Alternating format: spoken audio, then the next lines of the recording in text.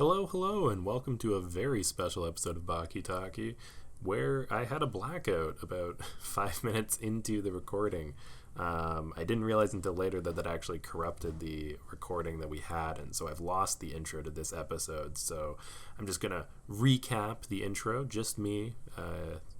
But, the first part, of course, would have been me introducing my co-host. So the co-host for this episode is Marcus, a good friend of mine, coming all the way from the UK to do this Discord call. Marcus watches TV. I can't remember exactly which shows he was watching. He was not familiar with Baki. He doesn't watch many Japanese animes, as he referred to them, which I consider Japanese animes to be the best animes, in my opinion. The beginning of this episode it starts with such a bang. I just wanted to play the first 2 lines of dialogue for you guys, just so you can see how quickly we jump into the action here. Go on now, get ready. Coat your fists in grease, and then roll them in glass. No offense, but I prefer not to follow the lead of a death row convict. I like doing things my own way. By the way, the noise is Kiyosumi picking up a barrel and throwing it like Donkey Kong at Dorian. Like I was saying, this episode starts with a bang. So if you don't remember, this is Kiyosumi tracked Dorian down into his underground lair. Also, I called him Kiyosumi the entire last episode. I've realized that I think more people will call him Kato. His name's Kiyosumi Kato. But just like I don't call him Kaoru Hanayama, I call him Hanayama. So anyway, for the rest of the episode, I'll be calling him Kato. Although I think the entire time I'm thinking that it's pronounced a different way. So if it sounds weird, that's why. Anyway, the fight gets going, and let's just say that Dorian is on a completely different level than Kato. And even though in the last episode Kato cut off Dorian's ear, in this episode Kato gets the complete shit kicked out of him for a few minutes. And yeah, and that's about where the blackout happens. So let's jump back into the fun. So after losing repeatedly, and then picking up glass bottles in his hand and kicking them, and that doing nothing, which I thought was like a move you'd see out of like Naruto. Also, I feel like at a certain point, having that many glass bottles becomes more of a hindrance than a help. I feel like maybe the maximum I could have in my hand that is if I had a curve of optimal efficiency versus number of bottles, probably peaks at maybe 3 or 4, not 8 or 9. At some point, it just what's he trying to improve? No, he'd be a great bartender maybe, but I agree. It's sort of Wolverine has 3 claws coming out of his hand. He wouldn't be scarier if he had 100 claws coming out of his hand. At a certain point, you're just getting diminishing returns. Yeah, and it didn't help him clearly in the end. So maybe next time he has to reevaluate his choices. But maybe, I don't know, maybe he thought that's how he'll get the glass and the grease. He's maybe figured out, I'll start attacking with bottles, and then once they all get smashed, all I need after that point is just grease, because I'll have the material for the glass to get in my hands, and then I'll be more like Dorian. Go for the full bottles, and if that fails, you have broken glass shards you can rub all over your hands. Really shoot for the moon, land, and the stars approach. So up next, I think, is a great moment, and I'm really going to enjoy using the audio of this in the podcast. Dorian begins singing a beautiful yes. French song. L'amour de ma vie, oh, the love of my life you are, my dream and my shining guiding star, and no matter how small or foolish you may seem, you're still the only dream that I dream. Yeah, what was the song? It was Ma Vie, or something like that. Obviously I know that's my life, but what was the actual song? I didn't look it up.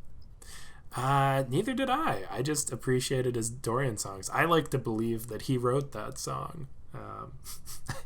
I don't think he did, but it's nice to think of it that way. So yeah, Dorian just sings a song just in the middle of the fight and just gets really into it, like opera level, I would say.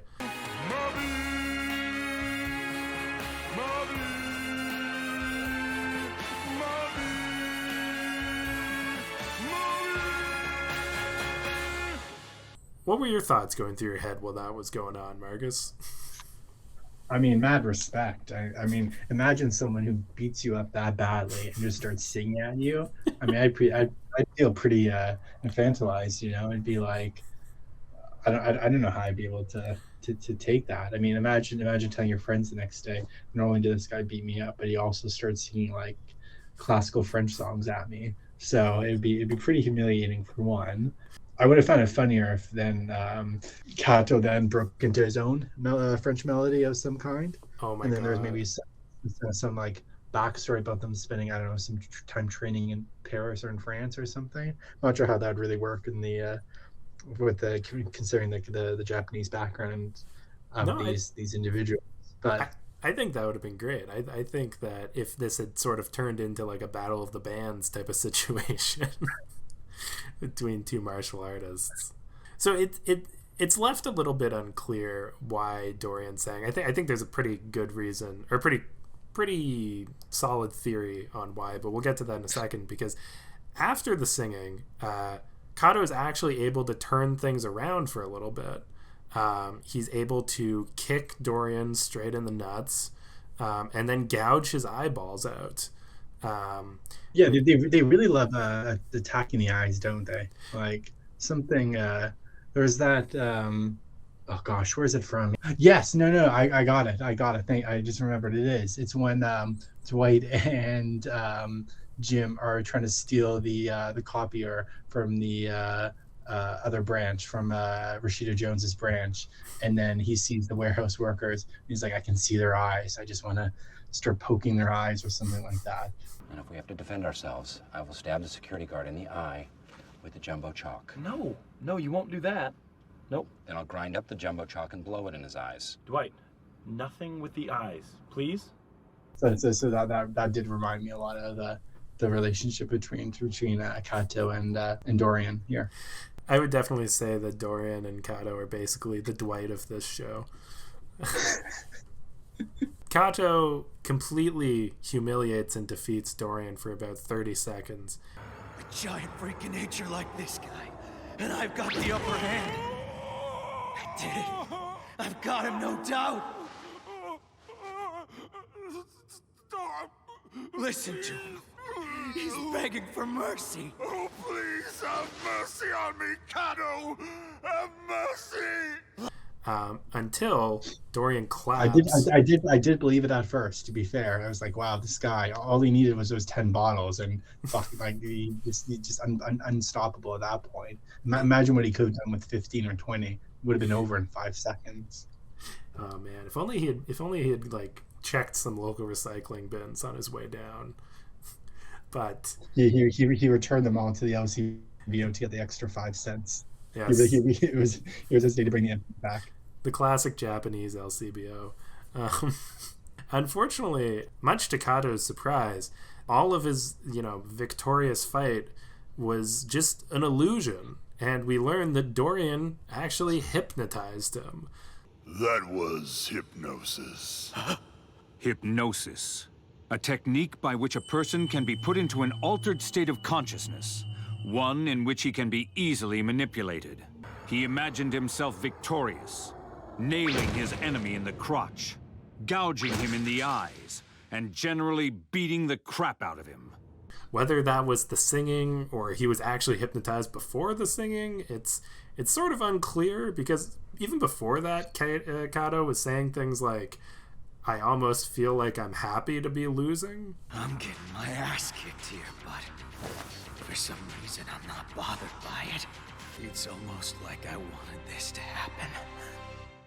Anyway, I didn't know if that was part of the hypnotism, or if he was just a real sadist, at that point. It's not clear. It really wasn't. But the hypnotism trick, you really don't see that in the WWE these days. I'd really love it if you did.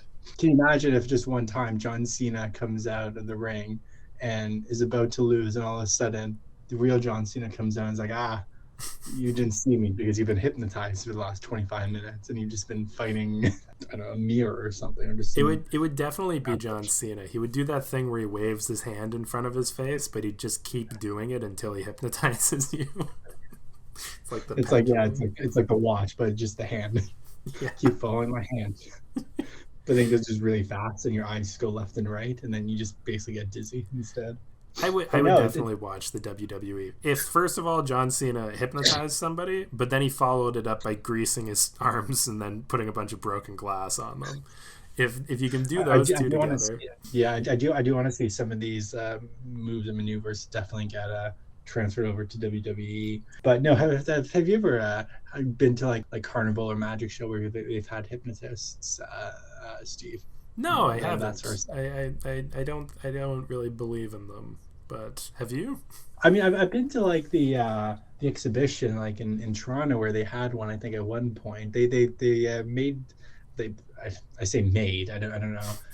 Again, how much I believe in this, but they made people. To be fair, the use of these people's hypnotism skills was quite benign. I think they made them like sit in a chair, which I mean, can you imagine if actually instead of Dorian convincing Kato he was beating himself up and winning the fight, he actually just made him sit in a chair? That would have shown real power as a hypnotist. That's what he should have done. Just been like, oh, I'm gonna sit in this chair with my 10 bottles in my hand, and that's all you needed to do to win. And Dorian just walks away. Exactly. And just doesn't release him. Yeah. So anyway, Dorian hypnotized Kato, and then, oh my god, the finishing move he pulls on him, he basically, Kato finally reaches for his fish wire, his handy ear cutter thing. And then Dorian... I thought that was like floss. Well, wait. Dorian throws out his dental floss afterwards around his neck. Kato's thing is fishing wire, which you can use to cut somebody's ear off, which is why Dorian doesn't have an ear on his one side. I don't know if you caught that. Oh, no. Okay, that's neat. Yeah, it's very subtle. Anyway, Dorian loops the little tiny wire of death around Kato's neck and then does a big pull, and I wouldn't say he decapitates him, but it feels like comes very close, and I would say it's the most blood I've seen this season in a very bloody show. Yeah, but imagine if that blood now goes into Dorian's eyes, then Kato's basically won the fight, hasn't he? If only he had angled himself a little better. Yeah, just get that main artery to shoot up right into his face. That's what won him the fight. Yeah, it's truly tragic what happened to Kato. But can you tell me, Marcus, what happens to him next after he's defeated by Dorian? I remember what happens afterwards. Remind me. Sorry, Steve. No worries. So the next scene, we cut to Retsu, just practicing martial arts in his gym, sweating a lot. Oh yeah, that's right. Yeah, that scene kind of actually I didn't understand it because I feel like all that water and like humidity would be bad for these hardwood floors. So like I feel like that was a very interesting kind of like decorating choice by the person who designed these. I guess it was a training gym of some kind. It's a dojo, but I think it's an 8-story tall dojo. But I think the thing is they didn't expect for one man to sweat literal buckets worth on his body at one time. Retsu flexes and about a bucket worth of water splashes across the entire room.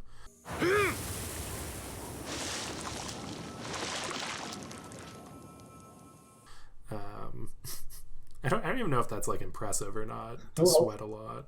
I wonder if that's something that Kato should have used with his blood and like flexed, and then all his blood could have sprayed onto Dorian. He should have maybe learned a thing or two. What was this guy's name again? Sorry, Retsu. Retsu. Yeah, Kaio Retsu. Yeah, so Retsu notices that there's something off with the punching bag in the dojo. Oh yeah.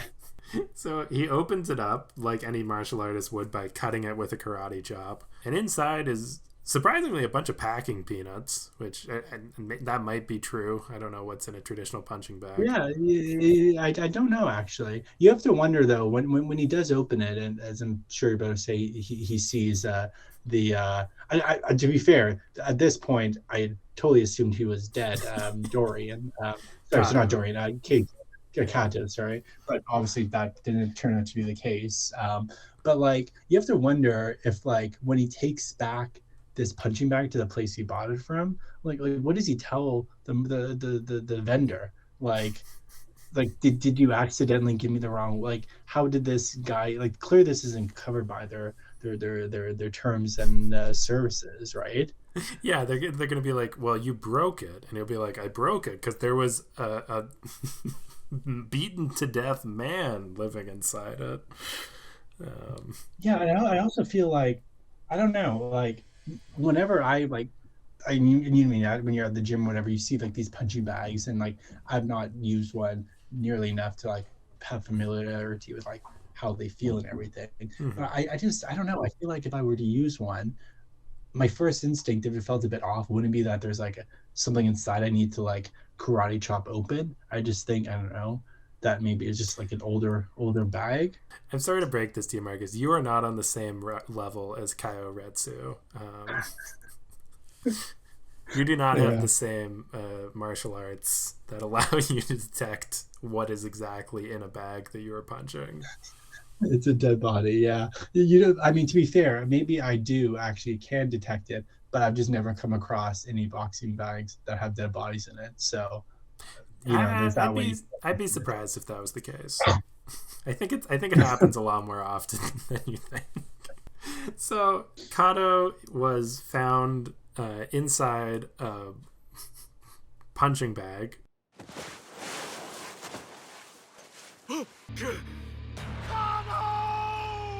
After presumably bleeding out every drop of blood in his body. Luckily, he was rushed to the emergency room. Just a quick. It's a good thing that these punching bags are like clearly like extremely airtight, because like not a drop of blood, nor like any. I assume like, I mean, like the body wasn't dead, he wasn't dead yet, but you assume that it would like there's probably quite a bit of like human blood and kind of guts and other kind of human fluids in there that are just kind of sitting around again in this, as we know, and it's a very hot and humid room with the guy sweating all the time. So like I have to say I have to get hats off to this to the manufacturers. To the manufacturers, they know how to keep the I have a new theory. I think that Dorian just snuck in and stuffed a body bag with packing peanuts and just hung it up and made it look like a punching bag, because that would explain why it's so great at keeping fluids in. Yeah, that's probably not a bad call. But I think my favorite bit of the episode is just after this though, when he's rushed to the hospital, and then there's this guy. I guess maybe he's the head of the dojo. Maybe he's just like their doctor. Yep, this is like Katsumi for listeners. Okay, yeah. So he's like reading off the list of the injuries this Kato had. Skull fracture, incomplete fracture, brain contusion, right hand, scaphoid broken with proximal multiple fractures, loss of teeth numbers, right fourth and fifth ribs, compound incomplete fracture of the left and right forearm, cervical spine, left metacarpals and middle phalanx, also left femur and patella, right additional fracture. That is not even a full list of his injuries. The man was smashed to pieces, ripped apart. Also, it's just like all together, it's like I don't know what use telling the other members of the dojo the specific injuries will have. Like if I were to tell you, oh, my friend got beat up, but then I were to tell you, oh, my friend got beat up and his third through fourth teeth are gone, along with a twisted femur, I would be like all of a sudden 10 times more angry. Maybe I should be. Maybe I don't. Maybe just never twist your femur or break anything, Steve, and specifically because then I'm not getting angry enough to defend you.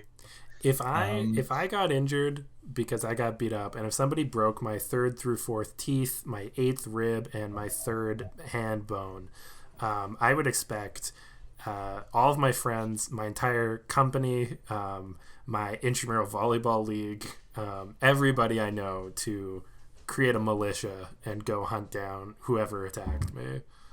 Yeah, I mean, like, I wonder if like there's someone in the audience who, after hearing all this, was like not interested at all, and then the last thing they said, I don't know what it would have been. Let's say, I don't know, it was like their molar, their back molar was chipped. Now he's like, okay, you know, before it was a joke, now it's serious. They did my boy Kato dirty. I'm gonna have to defend him now. Like, you know what I mean? I feel like if it's a gym where like you have to explain all these specific injuries to your students. So, some guy in the back's just like, ah, shit. He's got a hairline fracture in his ankle. That's too far. Can't stand for that. Yeah, I was okay with the beard hair going straight through his eye into his brain, but now I can't deal with the hairline fractures. It's also just, it's honestly comedy. So Lindsay was listening to this scene as I was watching it. We were in the same room. And after they just list for about a minute every injury that this guy has received, I think they say, Right now, Kiyosumi Kato lies unconscious in an ICU in critical condition, fighting for his very life. And he's in critical care right now. And she was just like, he's not dead?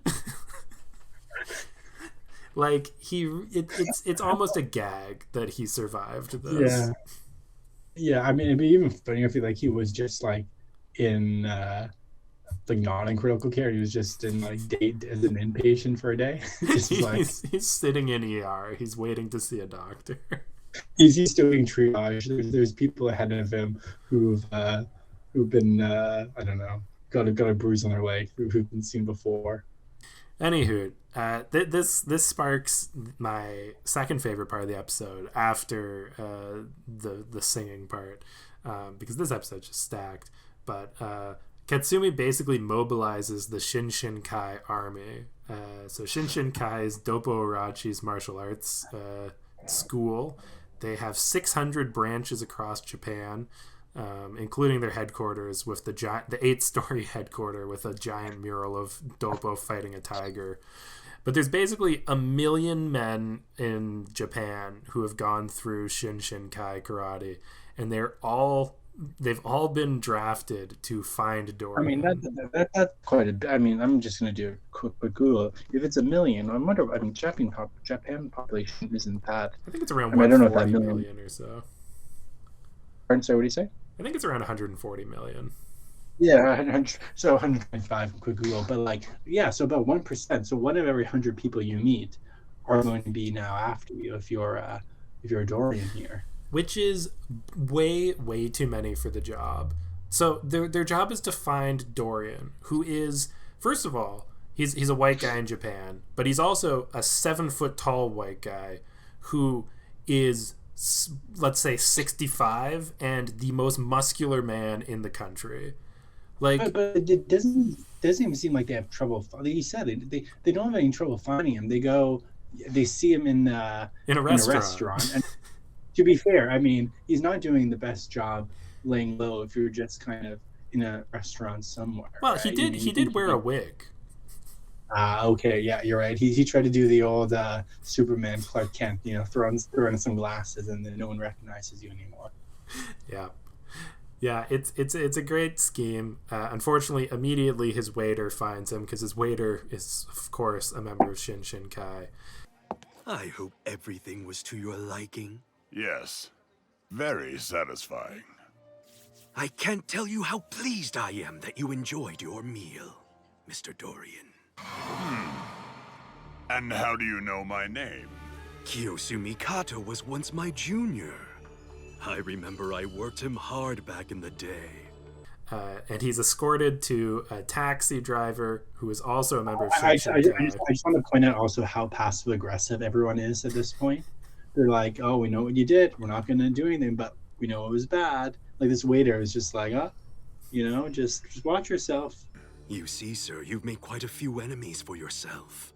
At least 1 million Shinshinkai all across the nation. We Shinshinkai can be found everywhere you look, in every walk of life. And then, Dorian cannot care less. Oh my god! Of course he couldn't care less. As we see later, he is literally a god among men. Like there's a million Shinshinkai, and I think they'd all have to. It reminds me of like the Japanese giant hornet. Like if Japanese honeybees want to defeat them, you have to throw. I don't know, 1,000 at one hornet, and they will literally overheat him to death. Like, that's what I think would happen if the Shinshinkai students fought Dorian. It would be a bloodbath. I mean, I have to say that the next like 2 bits of the episode are definitely my favorite because he leaves the restaurant and instantly gets into a taxi. Which of course is being driven by a Shinshinkai member, a Shinshinkai member, and of course he's not fazed by this. But then probably the best reveal of the episode is the fact that he's being driven, Dorian, to some, I don't know exactly what the location was, I'm going to say some unknown location, I guess, to him. And he's being followed by like what is possibly the largest traffic jam of all time, just caused by members of this dojo. Like, I think I remarked earlier to Steve that like this like you think they could have like had a system of like carpooling or like taking transit or something. Like imagine being the one person on that highway following them who's not trying to get Dorian. Yeah, you're just like where are we going? Or can you imagine being in like you do like one of those like Uber shares and then you get the one with Dorian and just like you all of a sudden have like millions of cars following you to some random place. You know, all the while like the driver's talking like very again passive aggressively to Dorian. You know what it reminded me of every time they showed like the massive convoy? I felt like I was watching Fury Road. Like, there were so many trucks and cars going in the same direction. See what I'm reminded of is again kind of on a carpooling thing and a very random thing to be reminded of was like this animation I saw maybe a few years ago.